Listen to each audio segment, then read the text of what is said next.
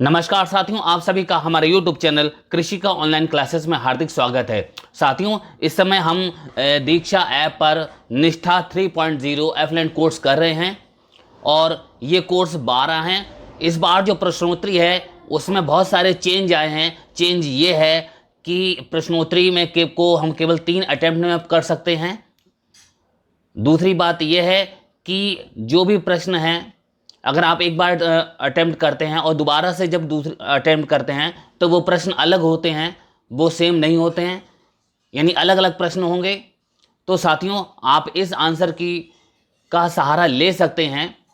इस आंसर की में जो आंसर हैं वो आपके प्रश्नोत्तरी में इधर से उधर प्रश्न हो सकते हैं। इसमें टोटल क्वेश्चन दे रखे हैं 41 के लगभग सारे प्रशिक्षणों में कोर्स के आंसर हैं। तो आपको केवल 20 करना है, तो 20 कौन से होंगे ये किसी को भी नहीं पता है। तो इसलिए आप इसको ध्यान से वीडियो को देखिएगा, समझिएगा और फिर प्रश्नोत्तरी के अपने आंसर हल कीजिएगा।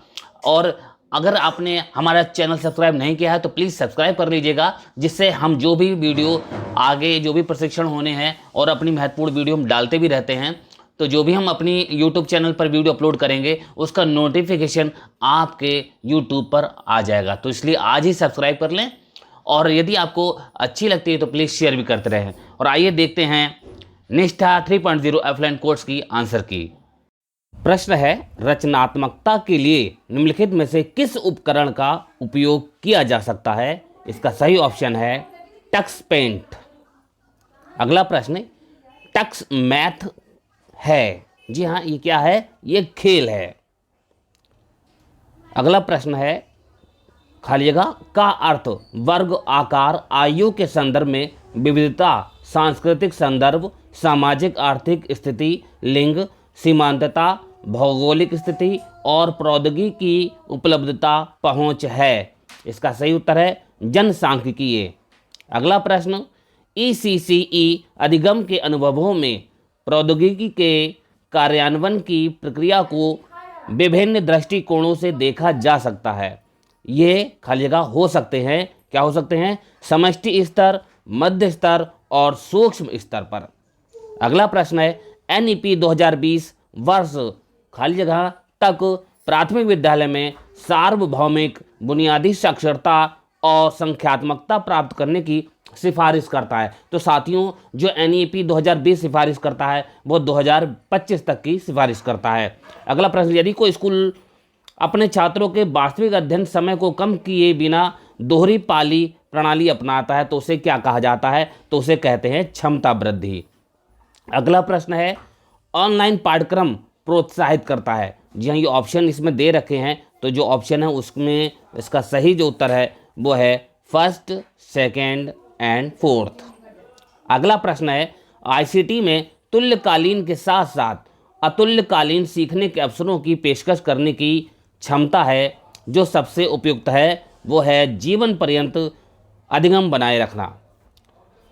पूर्व प्राथमिक स्तर पर निष्पादित सामग्री को मोटे तौर पर ज्ञान के निम्नलिखित आयामों के अंतर्गत वर्गीकृत किया जा सकता है। जी हाँ, वो वर्गीकृत कैसे करेंगे कि तथ्यात्मक, संकल्पनात्मक, प्रक्रियात्मक और मेटाकॉग्निशन। जी हाँ।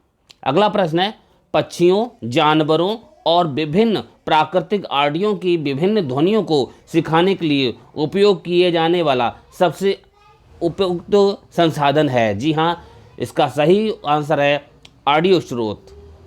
छात्रों को अधिगम गतिविधियों के लिए प्रेरित करना और प्रामाणिक, चुनौतीपूर्ण, बहुविषयक और बहुसंवेदी बनाने किसका हिस्सा है? वो हिस्सा है अधिगम की गुणवत्ता वृद्धि।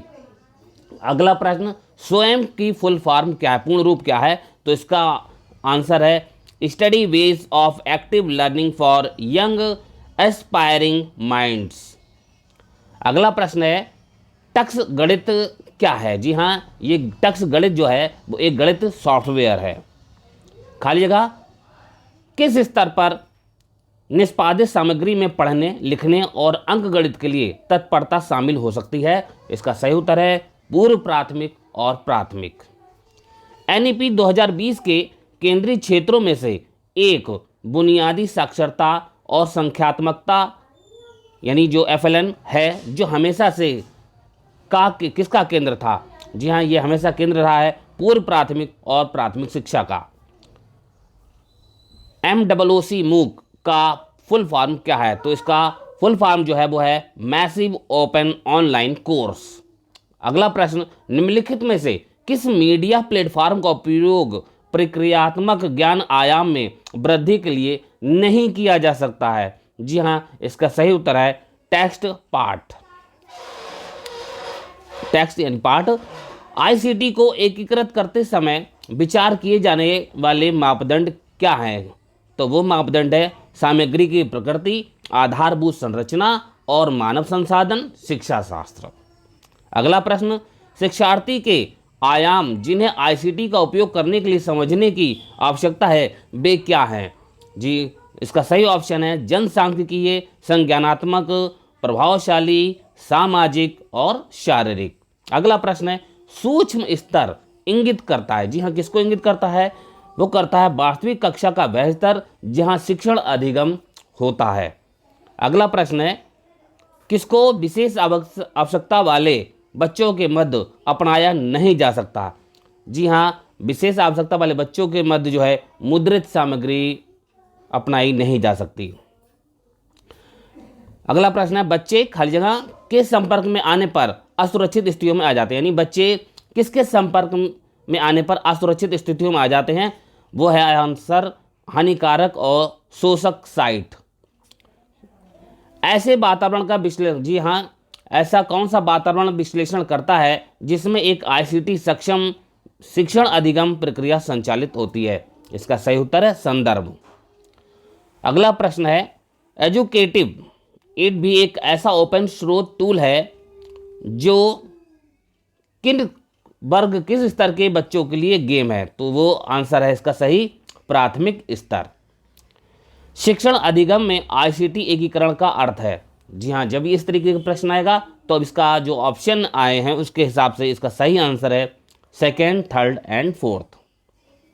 अगला प्रश्न है, कक्षा के वातावरण में खाली जगह से तात्पर्य शिक्षकों, प्रौद्योगिकी व्यक्तियों की उपलब्धता, ICT को संभालने में शिक्षक की योग्यता आदि से है? इसका सही उत्तर है मानवीय संसाधन। अगला प्रश्न है, खाली जगह है, वास्तविकता वास्तविक दुनिया के वातावरण का एक संवादात्मक अनुभव है जहां वास्तविक दुनिया में स्थित वस्तुओं को कंप्यूटर द्वारा उत्पन्न अवधारणात्मक जानकारी, कभी कभी दृश्य, श्रव्य, हैप्टिक, इस तरीके से ये पूरा आगे पैराग्राफ है। इसका सही जो उत्तर है वो है संवर्धित। अगला प्रश्न खाली जगह है, प्रयोगशाला के अनुभवों और भौतिक प्रदर्शन परीक्षण की भौतिक ढांचागत चुनौतियों को हल करने में मदद करता है? जी हाँ, मदद करता है वो आभासी प्रयोगशालाएं। ICT तकनीकी उपकरणों और संसाधनों का एक सेट है जो किसके द्वारा परिभाषित डिजिटल जानकारी का निर्माण, भंडारण और संचारण करता है? जी हाँ, ये जो परिभाषा जो बताई गई है वो है यूनेस्को के द्वारा। ICT का अर्थ है, जी हाँ, ICT का क्या अर्थ है? ICT का अर्थ है information and communication technology, communication technology. जी हाँ, अगला प्रश्न है हमारा कि विजुअलाइजेशन प्रक्रियाओं का समर्थन नहीं करता है जो कक्षा की स्थिति में आसानी से उपलब्ध नहीं है? जी हाँ, इसका सही उत्तर है मुद्रित सामग्रियाँ। अगला प्रश्न है, पूर्व प्राथमिक और प्राथमिक शिक्षा में ICT का अतिरिक्त उपयोग होगा? किस लिए होगा, क्या होगा? इसका खाली जगह में भरेंगे शारीरिक रूप से हानिकारक होगा। जी हाँ, पूर्व प्राथमिक और प्राथमिक शिक्षा में ICT का अतिरिक्त अगर उपयोग किया जाए तो वो शारीरिक रूप से हानिकारक सिद्ध होगा। ICT व्यक्तियों से लेकर समुदाय तक सभी के लिए अनेक आर्थिक और सामाजिक कल्याण में सुधार के अवसर प्रदान करता है और समाज में हाशिए पर स्थित लोगों को मुख्य धारे में लाने का क्या करता है? सामुदायिक संबंधों में उन्नति का हिस्सा है। जी हाँ, इसमें हम भरेंगे सामुदायिक संबंधों में उन्नति। अगला प्रश्न है, प्राथमिक स्तर पर खाली जगह है का उपयोग शिक्षकों द्वारा भागीदारी को प्रोत्साहित करने और आनंददायक तरीके से अधिगम को बढ़ावा देने के लिए किया जा सकता है? इसका सही उत्तर है डिजिटल गेम। अगला प्रश्न, निम्नलिखित में से कौन सा सत्य नहीं है? आईसीटी शिक्षण सामग्री को होना चाहिए। जी हाँ, इसका सही जो उत्तर है वह है सदैव उच्च भुगतान प्राप्तकर्ता बने रहें। जी, इसका सही उत्तर है। अगला प्रश्न है, ई पाठशाला द्वारा विकसित एक पोर्टल और ऐप है। जी हाँ, ये जो विकसित ऐप पोर्टल वो है CIET NCERT। अगला प्रश्न, जी हाँ, टीपैक का क्या अर्थ है? जी हाँ, इसकी जो फुल फॉर्म है, इसका जो अर्थ है वो है technology, pedagogy and content knowledge. अगला प्रश्न है, निम्नलिखित में से किस सॉफ्टवेयर में बच्चा स्टेप ड्राइंग के माध्यम से अभिव्यक्त कर सकता है? इसका सही उत्तर है टक्स पेंट। अगला प्रश्न, किसी शब्द के रिकॉर्ड किए गए उच्चारण की सही उच्चारण से तुलना करने की गतिविधि का अभ्यास कहाँ किया जा सकता है? इसका सही उत्तर है भाषा प्रयोगशालाएं। खाली जगह है, उपकरणों मीडिया को एकीकृत करना तभी प्रभावी होता है जब इसका उपयोग सामग्री और शिक्षण अधिगम की विधि के साथ उचित रूप से किया जाता है। इसका सही उत्तर है शिक्षा शास्त्र। तो साथियों, आप इन 40 प्रश्नों को बहुत ध्यान से समझिए और फिर अपनी प्रश्नोत्तरी पूर्ण कीजिए। और ये कोर्स बहुत इंपॉर्टेंट हैं और ये अब ये 11वां प्रशिक्षण और उसके बाद आपको 12वां करना है 31 मार्च तक। और ये आखिरी कोर्स चल रहे हैं ये FLN के। और फिर इन कोर्स करने के बाद आप अपने विद्यालयों में इनको अप्लाई करें। मुझे उम्मीद है कि आपको हमारी ये वीडियो पसंद आई होगी। अगर पसंद आई तो प्लीज़ लाइक, शेयर और सब्सक्राइब करना ना भूलिएगा। नमस्कार।